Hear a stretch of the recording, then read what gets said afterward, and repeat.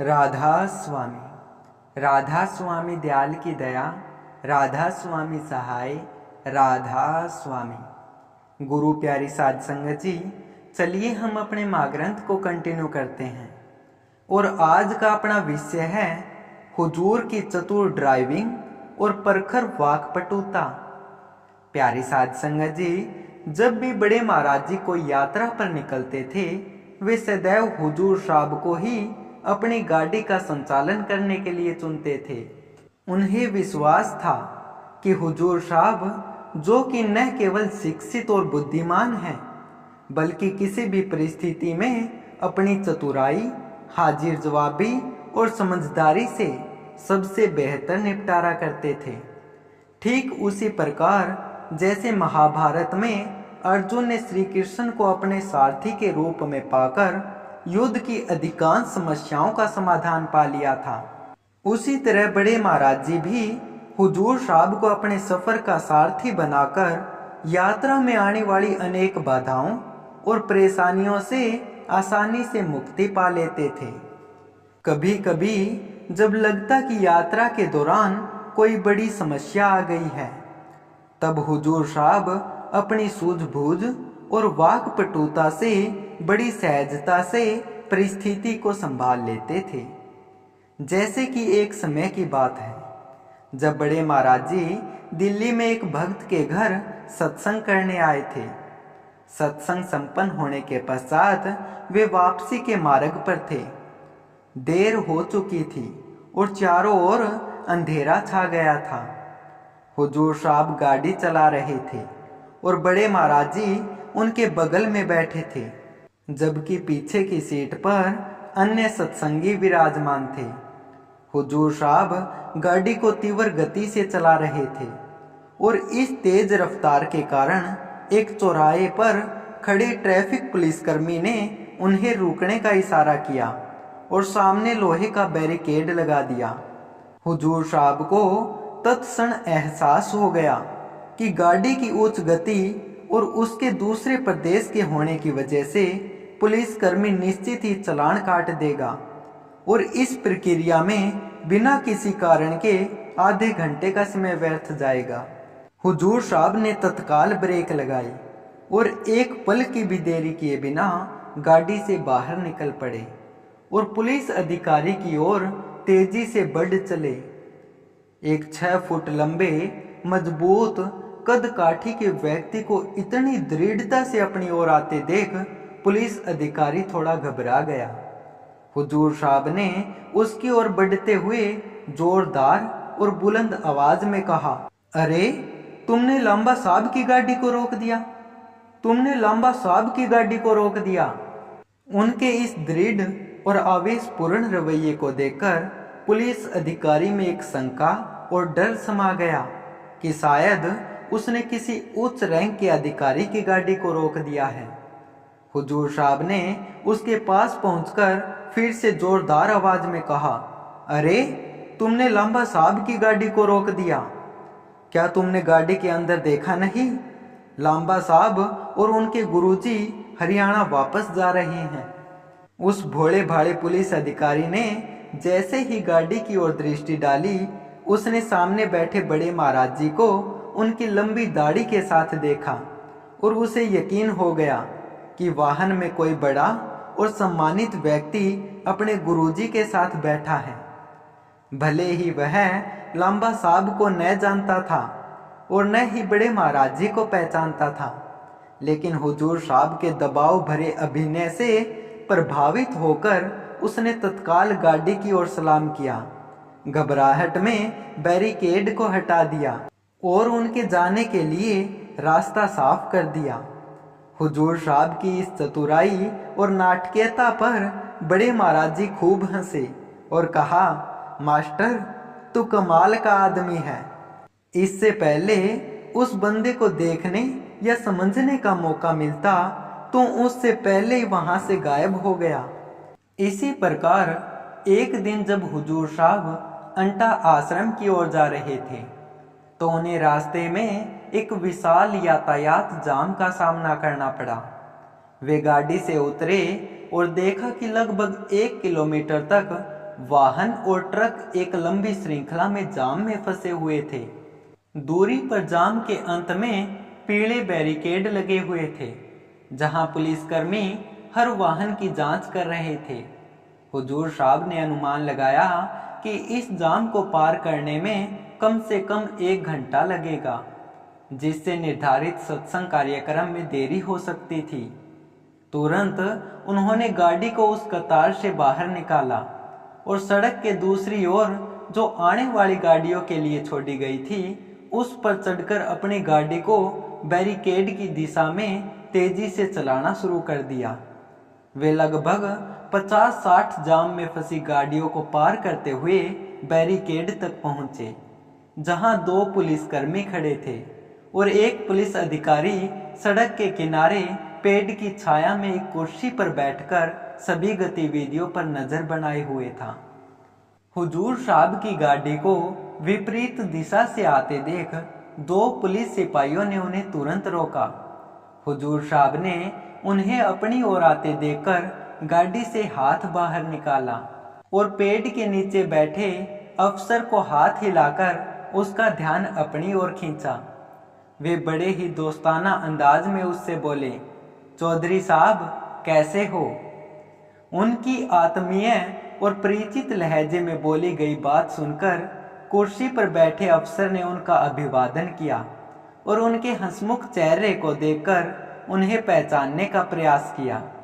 इससे पहले कि वो हुजूर साहब को पहचान पाता, उन्होंने आत्मविश्वास से कहा, इन सिपाहियों को कहो एक बार जल्दी बैरिकेड हटाएं, गुरुजी को छोड़कर आता हूं।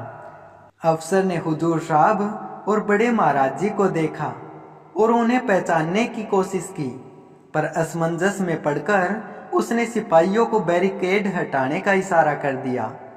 बैरिकेड हटते ही हुजूर साहब ने फिर से कहा, धन्यवाद साहब, जल्दी मिलते हैं। और इसके बाद वे अपनी गाड़ी को तेजी से वहां से निकाल ले गए। चेक पोस्ट पार करते ही बड़े महाराज जी ने आश्चर्य से हुजूर साहब से पूछा, ये चौधरी साहब कौन थे जिससे तू इतने प्यार से बात कर रहा था?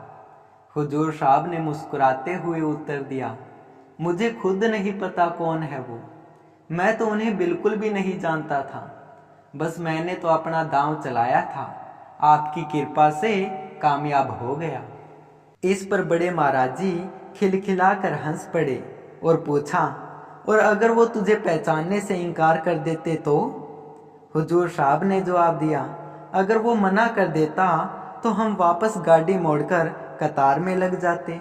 वैसे भी हम पहले से ही कतार में सबसे पीछे थे और हमें आधे घंटे से ज़्यादा का इंतजार करना पड़ता। मैंने सोचा एक प्रयास करने में क्या हर्ज है। हुजूर साहब का भक्ति से ऊर्जित करिश्माई व्यक्तित्व और उनका अपने स्वानुभाव में गहरा विश्वास के कारण वे हर बात को बड़े आत्मविश्वास से व्यक्त किया करते थे और सामने वाले व्यक्ति के विश्वास और मन को तुरंत जीत लेते थे। इसलिए वे इस तरह की परिस्थितियों को बड़ी आसानी से संभाल लेते थे।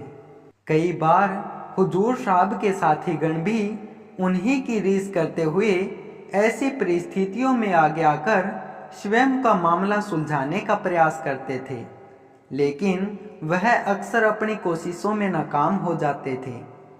आम वार्तालाप के दौरान अहंकार से बोलना और आत्मविश्वास से बोलने के बीच मौजूद एक बहुत ही सूक्ष्म सीमा होती है, जिसे हुजूर साहब बखूबी समझते थे और अपने आप को बोलचाल में बिना दूसरों के स्वाभिमान को ठेस पहुंचाए वे उनसे सफलतापूर्वक अपना कार्य करवा लेते थे।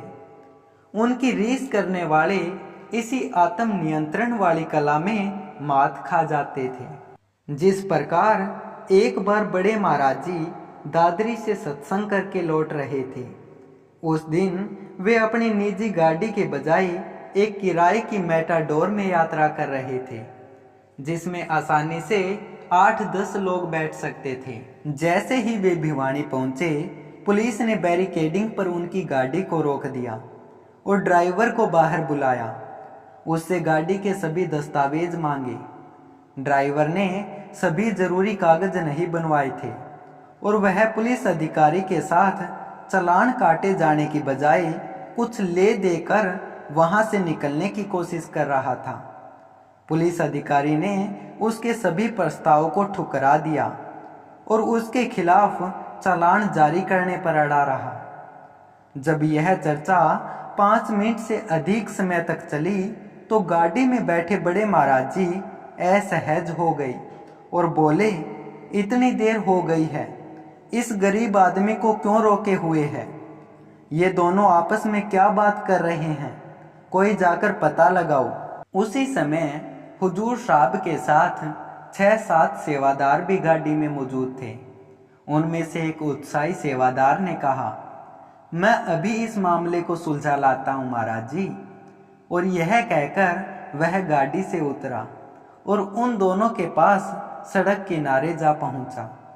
उस भाई ने हुजूर साहब की तरह कड़क आवाज में पुलिस के सिपाही से कहा, अरे भाई, क्यों पकड़ के रखा है इस ड्राइवर को? यह महाराज जी के गाड़ी का ड्राइवर है। महाराज जी को देर हो रही है और इसे जाने दो। उस पुलिस के सिपाही ने जवाब दिया, भाई साहब, इस पर गाड़ी के कोई से भी कागज नहीं है, इसे मैं कैसे जाने दूं? यह सुनकर सत्संगी भाई थोड़ा रौब जमाकर बोले, अरे भाई, मैं भी वर्दी की ड्यूटी कर चुका हूँ। थोड़े साल पहले ही बीएसएफ से रिटायर होकर आया हूँ। कुछ सेवा पानी लेकर छोड़ दो इसे। अगली बार से पेपर गाड़ी में साथ लाया करेगा। यह सुनते ही पुलिस वाला भड़क गया और गुस्से में उल्टा चिल्लाया, भाई साहब, आप बीएसएफ में बिना कागजों के भर्ती हो गए थे क्या? मेरा काम मुझे मत सिखाओ, जाओ अपना काम करो और मुझे मेरा काम करने दो। यह सुनकर सेवादार भाई के सारे तेवर धीमे पड़ गए। वह अब एक अजीब दुविधा में फंस गया, क्योंकि श्रम के कारण वह न तो वापस बड़े महाराज जी के पास जा सकता था और न ही पुलिस के सिपाही को मना पा रहा था, क्योंकि वो सिपाही आग बबूला हो उठा था। गाड़ी के अंदर बैठे बैठे बड़े महाराज जी, हुजूर महाराज जी और अन्य भाई यह तमाशा काफी देर से देख रहे थे। जब भेजे हुए भाई को भी उस पुलिस वाले के साथ उलझते हुए देखा तो बड़े महाराज जी ने गुस्से से हुजूर साहब की ओर देखा और उनको डांटा, 1 घंटा हो गया इस गाड़ी में बैठे बैठे, तू जाकर मामला सुलझाता क्यों नहीं है? यहाँ क्यों बैठा हुआ है? जाकर उन दोनों को वापस लेकर आ। वो दोनों पता नहीं किस चीज में फंसे हुए हैं। हुजूर साहब ने जवाब दिया, जी मैं अभी पूछ कर आता हूँ। महाराज जी, वो भाई खुद ही कहकर निकल गए थे कि वे सभी संभाल लेंगे, इसलिए मैं गाड़ी में बैठा रहा। मैंने सोचा कि वो इतनी जल्दी से गए हैं तो जरूर अपना काम निकलवा कर ही आएंगे। यह सुनकर बड़े महाराज जी थोड़े और कड़कता से बोले, तुझे भी पता था कि वो भाई इस तरह के काम को निकाल पाएगा कि नहीं, तू फिर भी यहाँ जानबूझकर बैठा रहा। अब जल्दी जा। इन दोनों ने मिलकर तो बहुत समय बर्बाद कर दिया। हुजूर साहब फिर गाड़ी से उतरकर पुलिस वाले के पास गए और बड़े ही विनम्रतापूर्वक आवाज में पुलिस वाले से बोले, भाई साहब, आपकी बात सही है, इस लड़के की गलती है। इतनी शिष्ट आवाज सुनकर पुलिस वाले ने एक नज़र हुजूर साहब के चेहरे पर डाली और उन्हें समझाया, भाई, मैं यही समझ रहा था कि केवल चालान से काम नहीं चलेगा, बल्कि इसकी तो गाड़ी ही जब्त की जाएगी। मुझे क्या पता यह इस ड्राइवर की गाड़ी है या कोई चुराई हुई गाड़ी है। इसके पास गाड़ी के एक भी कागज नहीं है। हुजूर साहब ने उसकी शिकायत को स्वीकृत करते हुए कहा, आपकी बात एकदम सही है, आपको गाड़ी जब्त करनी चाहिए। गाड़ी जब्त करो।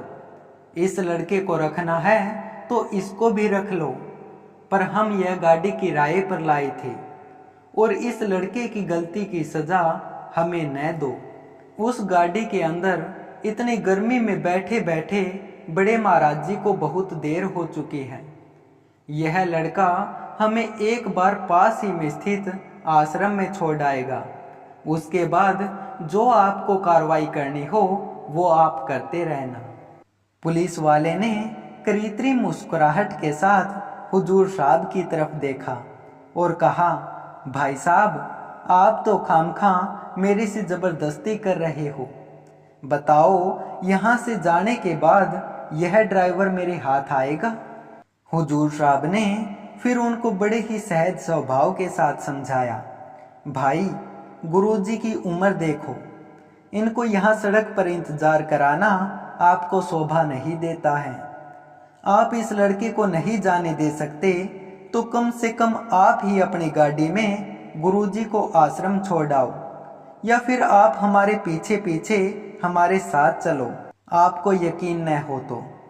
पर इसकी लापरवाही की वजह से हम अनजान लोगों को परेशान नहीं करो। हुजूर साहब का यह अनुरोध उस पुलिस वाले को कुछ हद तक जायज लगा और न जाने हुजूर साहब की आवाज की मिठास ने उस पुलिस वाले के हृदय में कौन सा ताला खोला कि उसके तेवर एकदम से पलट गए। इसके बाद पुलिस वाले ने कहा, चलो, इस बार इसको मैं जाने दे रहा हूँ। अगली बार इस गाड़ी को बिना घर से कागज साथ लिए हुए सड़क पर निकाल मत लेना, नहीं तो सीधा जेल भेजूंगा। हुजूर साहब ने उस पुलिस वाले का धन्यवाद किया और चेहरे पर एक मुस्कान लिए ड्राइवर और उस सेवादार भाई को साथ लेकर वापस गाड़ी की ओर आ गई। जब गाड़ी में सभी वापस बैठकर आश्रम की ओर चल पड़े तो बड़े महाराज जी ने अन्य सभी सेवादारों की ओर मुखातिब होते हुए कहा, देखा, बिना जरूरत के सभी अपने आप को प्रधान समझकर आगे बढ़ जाते हैं, लेकिन अंत में तो मास्टर ने ही सारा काम सुलझाया। अगर पहले ही उसे बात करने भेज दिया होता तो इतनी देर रुकना ही नहीं पड़ता। बड़े महाराज जी की इस तारीफ से हुजूर साहब खुद को खुशी से मुस्कुराने से रोक नहीं पाए और उनके चेहरे पर पूरे रास्ते एक मधुर मुस्कान छाई रही। आज भी हुजूर महाराज जी हर सत्संग में वाणी की मिठास और उसके महत्व को बड़े ही सरल और प्रभावशाली ढंग से समझाते हैं। वे कहते हैं कि प्रेम और प्यार से बोले गए चंद शब्द किसी को भी अपना बना सकते हैं। वे इस बात पर जोर देते हैं कि मीठी वाणी सबसे शक्तिशाली वशीकरण का मंत्र है। यदि आप प्यार और सम्मान से किसी से बात करते हैं तो उसका हृदय स्वतः ही आपके हृदय से जुड़ जाता है। हुजूर महाराज जी अपने सत्संग में दी गई हर शिक्षा को पहले अपने जीवन में अनुभव किया है। इसी कारण बड़े महाराज जी हुजूर साहब को आश्रम के सभी सलाह और मशवरों में सर्वोपरि मानते थे। वे अक्सर प्रशंसा के शब्दों में कहते थे, मेरा मास्टर ऐसे ही कोई बात नहीं कह देता, पहले वह खुद तजुर्बा हासिल करता है और फिर उसको बयान करता है। प्यारी साध संगत जी, कल फिर यहीं से हम अपने महाग्रंथ को कंटिन्यू करेंगे। तब तक आप सभी को प्यार भरी राधा स्वामी जी।